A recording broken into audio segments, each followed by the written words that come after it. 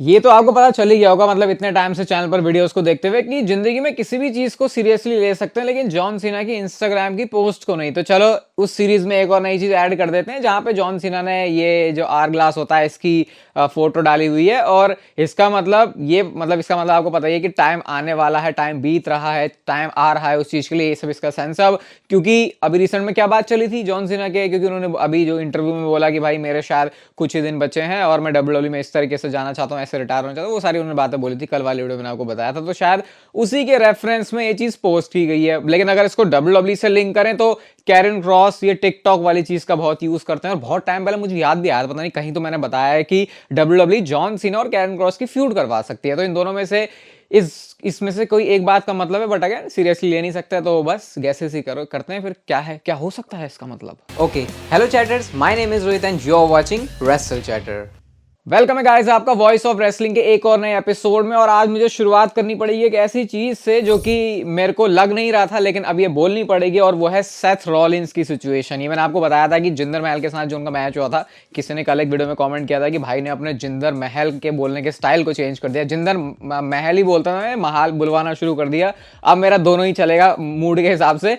तो ये मैच में सेथ रॉलिंस को पेडिग्री लगाते टाइम इंजरी हुई थी, तो पीडब्ल्यू टॉर्च ने उसके बाद रिपोर्ट किया था अलग अलग सोर्सेस ने कि जो सेथ रॉलिंस है वो लंगड़ाते हुए चल रहे हैं, उनके एमआरआई ये सब होंगे। और मैंने आपको बोला था कि वो जो अपडेट है आ जाएगी, लेकिन अभी तक सेथ रॉलिंस के बारे में कोई भी अपडेट नहीं आई है। तो पीडब्ल्यू टॉर्च इसके बारे में ये कहते हैं कि शायद वो एक बैड न्यूज ही होने वाली है, इसीलिए वो चीज अभी तक बाहर नहीं आ रही। और सेथ रॉलिंस के साथ लेजिट एक ऐसी प्रॉब्लम हो चुकी है जो कि उनको अफेक्ट करने वाली है। अब आपको पता है जब किसी के पास चैंपियनशिप है तो उस टाइम पर उसके इंजरी से रिलेटेड जब कुछ भी होता है तो मामला हो जाता है थोड़ा सा सीरियस। और अभी तो ये रोड टू रेसलमेनिया वाला सीजन है, सीएम पंक के साथ उनकी फ्यूड, रेसलमेनिया का मैच, चैंपियनशिप वाला मैच, सारी पॉसिबिलिटी है। अब देखो भाई यहाँ पे एक तो सिनेरियो आपको पता ही है क्या होता है, जब कोई बंदा चैंपियनशिप उसके पास होती है, इंजर्ड होता है, तो उससे चैंपियनशिप ले लेते हैं, वो रिलिंक्विश हो जाती है, जो कि केस यहाँ पे बन सकता है। देखो ऐसा कुछ हमें पता नहीं कि सेथ रॉलिंस के साथ क्या सिचुएशन है, लेकिन पीडब्ल्यू टॉर्च का साथ में ये भी कहना है कि सेथ रॉलिंस की जो स्टोरी लाइन है इसी में डब्ल्यूडब्ल्यूई इंजरी का यूज कर सकती है, अगर उसको सेथ रॉलिंस कैरी कर पाए। यानी कि अगर मेजर तो होगा ही, देखो माइनर, अगर मेजर माइनर वाला कुछ ऐसा थोड़ा सा भी है, कि ऐसा भी नहीं कि बहुत लंबा ब्रेक है, ऐसे अगर नी के साथ मामला होता, सर्जरी चली गई, तो भाई 6-9 महीने तो हो गया फिर काम सेथ रॉलिंस का। तो रेसलमेनिया छोड़ो, फिर आप समर स्लैम में भी नहीं देखोगे उनको साल का, लेकिन होपफुली वैसा कुछ भी नहीं है। लेकिन अगर थोड़ा बहुत है कि सेथ रॉलिंस कैरी कर लेंगे अपने आप को, क्योंकि इंजरीज के साथ सुपरस्टार डील कर लेते हैं, अपनी सर्जरी को फिर बात के लिए वो टाल देते हैं, तो सिचुएशन का यूज किया जा सकता है स्टोरी लाइन में, और सेथ रॉलिंस अपनी इंजरी को ही एक तरीके से सेल करेंगे स्टोरी लाइन के अंदर, और ऐसे उनका रोड टू रेसलमेनिया का बिल्ड होगा। लेकिन क्लैरिटी कुछ भी नहीं है इसके बारे में। सिंपल सी बात है, अगर मामला सीरियस हुआ तो सेथ रॉलिंस के पास से चली जाएगी उनकी चैंपियनशिप, और वो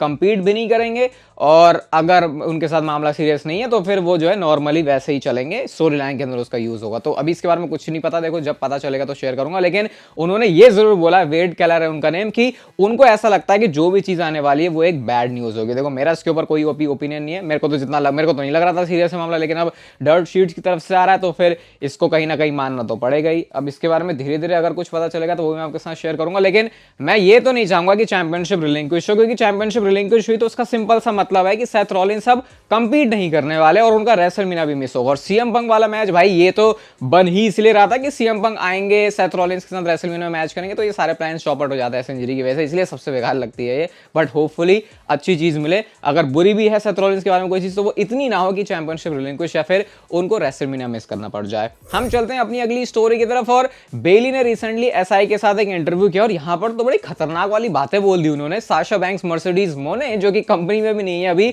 उन्होंने बोला कि उनकी जो केमिस्ट्री है साशा बैंक्स के साथ वो ऐसी है जैसी वो किसी के साथ और नहीं। मतलब बिल्कुल दिल से जुड़ी होने की बात करी उन्होंने साशा बैंक्स के साथ। और साथ में वो ये भी बोलती हैं कि 2024 वो साल होने वाला है जो कि एक्चुअल में मेरे करियर को डिफाइन करेगा। ये बेली तब बोल रही है जब पूरे 2023 मैचेस में उनको मिली है तो सिर्फ हार, और उसके बाद हार। तो मैं तो यहां से भाई बहुत कॉन्फिडेंट हूं अब, स्पेशली बेली की बात सुन के भी, जब उन्होंने खुद ऐसा बोल दिया, तो अब ऐसा लग रहा है कि जो विमेंस रॉयल नंबर है उनको उनके हाथ से कोई नहीं छीन सकता। और छीन भी लिया तो भाई बहुत गलत, कोई भी डिसीजन ले लो भाई, विमेंस रॉयल नंबर में बेली के अलावा कोई और विनर नहीं होना चाहिए, क्योंकि पूरी स्टोरी बन रही है। और एक बड़ी सुपरस्टार की जब ऐसी बुकिंग हुई है पूरे साल में, तो उसको एक अच्छी ट्रीटमेंट भी मिलनी चाहिए, और वो साल की शुरुआत में रॉयल नंबर मैच जिताने से बढ़िया और कुछ हो नहीं सकती WWE 2K24 गेम की बात करते हैं तो भाई लग रहा है इस साल गेम में कुछ कमाल होने वाला है। अंडरटेकर के साथ कोलैब में पोस्ट आती है और उसमें क्या था, ये कास्केट, और ये आपको पता है कैसे अंडरटेकर के पूरे करियर में हमने कास्केट मैचेस भी उनके देखे हैं, यहीं से वो निकल के आते हैं, ताबूत जिसे हम बोलते हैं। तो ये अब ऐसा लग रहा है कि या तो अंडरटेकर से रिलेटेड है, कास्केट मैच से रिलेटेड है। बहुत सारी स्पेकुलेशंस यहाँ पे आ रही है, क्या पता अंडरटेकर को स्पेशल थीम या कुछ होगा यहाँ पे, क्योंकि अब वो वैसे भी रिटायर हो गए, तो उसके बाद अब ये गेम है तो शायद उनके लिए कुछ स्पेशल हो सकता है। तो लगातार ऐसे जो टीजेस है वो चल रहे हैं। और बाकी ये तो मैंने आपको बताई है कि 22 तारीख को WWE इसके बारे में कुछ ऑफिशियली बताने वाली है, तो उसके लिए भी स्टे ट्यून्ड। हम चलते हैं अपनी अगली स्टोरी की तरफ। और कल मैंने आपको बताया था कि जो रैंडी ऑर्टन है वो बम के शो पर आए थे और यहाँ पर उन्होंने सीएम पंक के बारे में कुछ अपने विचार रखे हैं जो थोड़े बहुत कंट्रोवर्शियल भी जा सकते थे, लेकिन थोड़ा सा समझदार हो गए हैं रैंडी ऑर्टन। पहले वाले नहीं रहे, वो ज्यादा हरामी वाले। उन्होंने क्या बोला वो यहाँ पे बोलते हैं कि I remember back in the day before he left he had a dark cloud over him in the locker room. Simple, Randy Orton conclude कर रहे हैं बातों को कि वो बंदा बदल चुका है, वो और मैच्योर हो चुका है। सबसे बड़ा एग्जाम्पल तो भाई रैंडी ऑर्टन है। आपने रैंडी ऑर्टन की वो डॉक्यूमेंटरी वाली वीडियो देखी है, चैनल पे देखी होगी, तो आपको सब पता होगा रैंडी ऑर्टन के बारे में। क्यों मैं बोलता हूँ कि रैंडी ऑर्टन, हरामी रैंडी ऑर्टन क्यों मैं उनको बोलता हूँ, तो वो यही बता रहे हैं कि सीएम पंक का मामला जो है चेंज हो चुका है। और वो साथ में ये बोलते हैं कि मैं यही चाहता हूं कि वो बंदा यहां पे आके अच्छा करे, बढ़िया करे। आज से 15 साल पहले रैंडी ऑर्टन कभी भी ऐसी बातें नहीं बोलते। सीएम पंक ने इसके ऊपर रिस्पांस भी किया और यहाँ पे रिस्पांस में देखो भाई, बड़े ये क्यूट सी ना ये कार्टून वाली उन्होंने इमोजी लगाई है जहाँ पे वो मिल रहे हैं। आई थिंक वो यही बताना चाह रहे हैं कि हाँ भाई आजा रैंडी ऑर्टन, क्या बात बोली है तूने मेरे बारे में। तो ये समय माहौल चल रहा है इनका। खैर माहौल और अच्छा तब हो जाएगा जब सीएम पंक और रैंडी ऑर्टन की फ्यूड भी होगी, क्योंकि सीएम पंक के वापस आने से हर एक सुपरस्टार के साथ जो उनका मैच है, जो फ्यूड है, वो एक ड्रीम फ्यूड की तरह लगती है। क्योंकि सीएम पंक WWE में होंगे ये भी एक ड्रीम ही लगता था, लेकिन 2023 के सर्वाइवर सीरीज ने इस चीज को पॉसिबल कर दिया। हम चलते हैं अपनी अगली स्टोरी की तरफ और अभी से आपको बताया था आने वाले 3 महीने के अंदर एक ऐसा बड़ा बम WWE के अंदर फटने वाला है जिसको अभी आप रियलाइज नहीं कर पा रहे, और वो है एनजेपीडब्ल्यू के टॉप स्टार काजुचिका ओकाडा, उनको WWE में आना है। इस बात के हमको काफी सारे जो रूमर्स है पता चल रहे हैं। ये बात ऑफिशियली पता चल गई है कि एनजेपीडब्ल्यू से वो 31 जनवरी के बाद जाने वाले हैं। पूरा नाम उन्होंने अपना वहां पर कमाया है और WWE उनको साइन करने में इंटरेस्टेड है। ये थोड़ा सा सिमिलर है जैसा नाकामुरा आए थे ना, उस टाइम पे उनकी बहुत हाइप थी, बहुत हॉट स्टार थे वो WWE में, और WWE उनको ट्रीट भी किया था। वैसे भाई रॉयल रंबल जीते थे, रेसलमेनिया में मैच मिला था।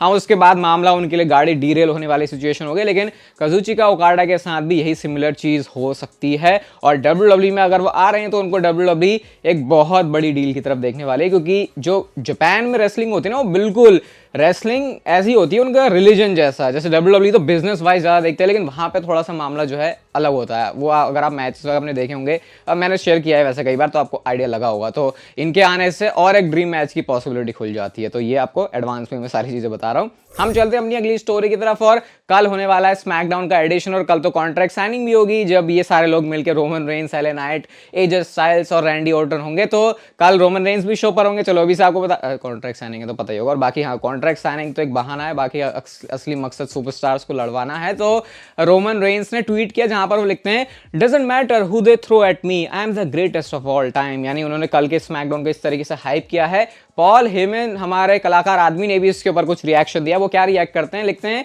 कल जो है ये जो अमेजिंग टैलेंट्स हैं ये आएंगे रोमन रेंस के सामने, लेकिन इन तीनों का जो कंबाइंड टैलेंट है उससे भी बड़ा टैलेंट रोमन रेंस के पास है, और वो है अनडिस्प्यूटेड चैंपियन रोमन रेंस। तो इस तरीके से उन्होंने कल के शो को हाइप किया हुआ है। वैसे कल के शो के बारे में अभी कुछ चीज बताता हूं, उसके बाद अपने मेन मुद्दे पर आते हैं। कॉन्ट्रैक्ट साइनिंग होगी कल, केविन ओवन शो पर यूएस चैंपियन लोगन पॉल भी होंगे। इनका मैच होने वाला है आपको पता है रॉयल रंबल में। फिर केडन कार्टन, कटाना चांस अपनी चैंपियनशिप को डिफेंड करेंगे, और 6 मैन टैग टीम मैच भी कल शो के लिए एडवर्टाइज हो रहा है। तो ये तो स्मैकडाउन की बात है, लेकिन अब मैं आपको कुछ बड़ी चीजों के ऊपर लेकर चलता हूं, और ये है बूजर रेसलिंग। तो बूजर रेसलिंग आपको पता है रिसेंट में उन्होंने काफी सारी चीजें ड्रॉप की हैं, कुछ उन्होंने ट्रोल भी किए, जैसे कि वो एक्स्ट्रा पायरो वाली चीज। अब वो मेरे को नहीं लगता कहीं से भी फेक था या फिर उनकी कोई रिपोर्ट गलत थी, वो एक्चुअल में मजे लेने का तरीका था, जो कि जब इतने रिलायबल सोर्स से आते हैं तो सब लोग उस पर यकीन कर ले, लेकिन वैसा कुछ हुआ नहीं। लेकिन उन्होंने ये बोला कि ब्लड बॉयल, उन्होंने ट्वीट करते हुए लिखा कि and what inning we ate, यानी वो ब्लड लाइन के बारे में जो पॉल हेमन ने बोला नहीं था, bottom of the 3rd inning करके उन्होंने बोला था। तो यहाँ पे वो टीज करते हैं कि ब्लड लाइन में कुछ होगा, ब्लड बॉयल्स उन्होंने लिखा। एंड गाइस फिर उन्होंने एक ऐसी GIF ड्रॉप करी जो कि ब्लड लाइन में बहुत टाइम से इस चीज के होने का इंतजार हो रहा है, और ये सोलो सिकोवा हैं जो कि रोमन रेंस की तरफ देख रहे हैं। क्लैश एट द कैसल का मूवमेंट है जब सोलो सिकोवा ने आके रोमन रेंस को सेव किया था। तो यहां से टीज ये हो रहा है कि फाइनली जो WWE अपना मूव है उसको करने वाली है कि सोलो सिकोवा और रोमन रेंस एक दूसरे के आमने सामने एक दूसरे के अगेंस्ट होंगे। एंड कुछ लोगों ने यहाँ पे कमेंट में ये भी स्पेकुलेट किया कि एलिमिनेशन चेंबर में शायद WWE सोलो सिकोवा और रोमन रेंस के साथ जा सकती है। देखो सोलो सिकोवा का होना ये मुझे नहीं लग रहा है एलिमिनेशन चेंबर में हो रहा है, पहली बात तो बहुत जल्दी लोग बोल रहे हैं, लेकिन इस चीज का इंतजार बहुत टाइम से है, तो शायद WWE इसको बहुत जल्दी करने वाली है। कल स्मैकडाउन में मैं एक्सपेक्ट नहीं कर रहा वैसे, लेकिन कुछ तो उन्होंने बोला है, तो कल स्मैकडाउन में देखते हैं क्या चीज होती है ब्लड लाइन से रिलेटेड। और ब्लड लाइन का तो मंथ भी आपको चल रहा है, पहला और दूसरा एपिसोड ऑलरेडी आ चुका है ब्लड लाइन का, अगला आएगा 21 जनवरी को। तो आपने पहले 2 एपिसोड नहीं देखे अभी तक तो जाके देखना, मस्त मजा आ जाएगा आपको उसको देख के। ये वीडियो अगर आपको अच्छी लगी तो उसे like share subscribe notification bell को ऑन कर दो, तब तक आप जिंदगी में मजे लो, वरना पता नहीं जिंदगी आपसे मुझे ले लेगी।